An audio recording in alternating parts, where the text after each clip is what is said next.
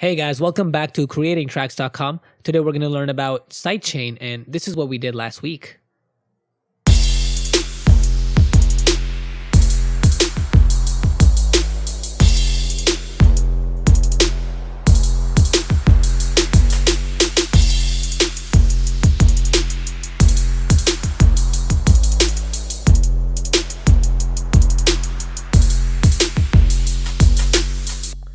Okay, cool. So what we're gonna do right away is grab these three sub bass layers, or however many you have in your song. If you have two, you can grab those two, and then right click on them and group tracks.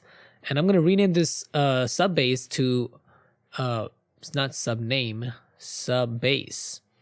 And let's color this a little different. And now what I want to do is actually yeah, that's much better. Cool. So what I'm going to do is I'm going to grab a compressor and put that on my group. And I'm also going to grab an EQ and I'm going to put, whoa.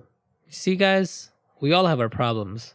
Even people who make tutorials have low battery problems. So, how about we just move on? So I'm going to reduce about 4 to 5 dB at the 500 hertz range, because that's just my personal preference. And in my compressor, I'm just gonna click on this arrow and click on sidechain over here. And in my input, we're gonna click on kick. And this is why we rename our tracks. And let's bring up the ratio to anywhere between 10 and 15. And then I'm gonna bring down the attack to about 0.04 or something. And then now I'm gonna change my threshold and see how that affects the gain reduction, because the input now is our kick drum. And you're not going to see the sub bass input anymore. It's going to be the kick drum. So check it out. So here's my kick drum right here, and now I'm going to pull this down by a lot and see how that affects my gain reduction.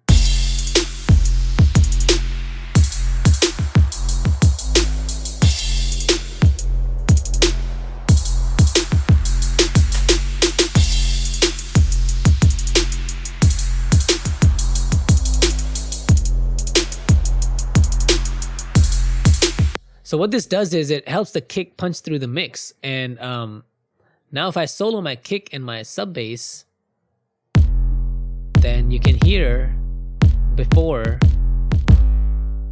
You may think this is louder, but that doesn't mean that it's better for your mix. It's louder now, but you can compensate that in your volume over here. But for now, we're gonna turn it on and let our kick kind of punch through the mix. And I can just increase the volume over here of my individual layers.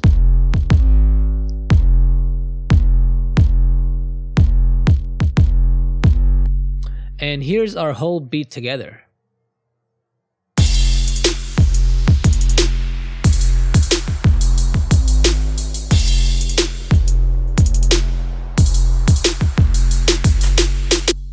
Cool. So now that we're done with the sub bass, I'm going to mess with my white noise. What I'm going to do is grab a compressor and drag that on my white noise. And then I'm going to open up this little menu on the side and click on sidechain. And instead of using the kick input, I'm going to do something different. I'm going to right click here, insert audio track. And let's go ahead and copy this, one of our kick drums on it. And what I'm going to do is copy this kick drum, and actually let's go ahead and turn this off and turn down the volume, because when you're messing with sidechain compression, this stuff still works for your input. So let's copy this kick drum, and I'm going to place one on each quarter note. So I'm going to copy this, select a quarter note, duplicate, duplicate, duplicate, and then I'm going to copy all of this. What you're actually doing is you're making a kind of like a house beat kind of pattern. It's like a quarter note. It's just steady kick drums. And I'm going to duplicate all of these all the way till my loop ends, just for now. And let's go ahead in our white noise. Actually, let's rename this and change the color. So I'm going to rename this as side kick.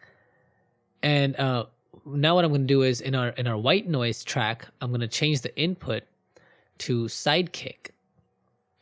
And now that's going to use our sidekick information without the sidekick actually playing in the song.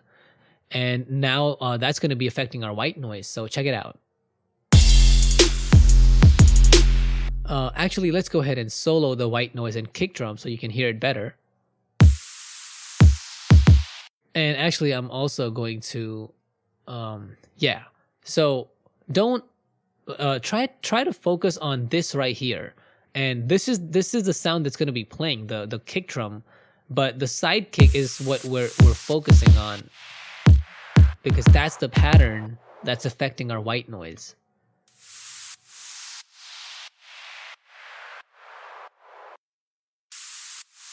And now if I play this with my kick drum, then so you can basically change your input. If you want to change it to kick, you can do that, and it's going to do what your kick drum is doing. And here's the whole beat.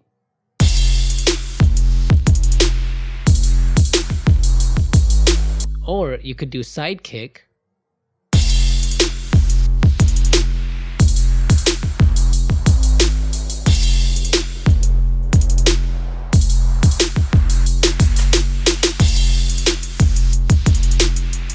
So try and focus on the kick drum here, because this is what the tutorial is about. It's about the kick drum blending with the sidechain, with the sub bass and the white noise.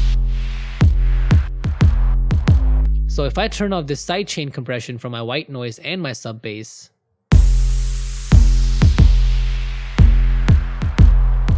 and you may think that this is louder and it's better, but if you focus on the kick drum, you're gonna be able to hear that the kick drum punches through the mix better with the sidechain compression on.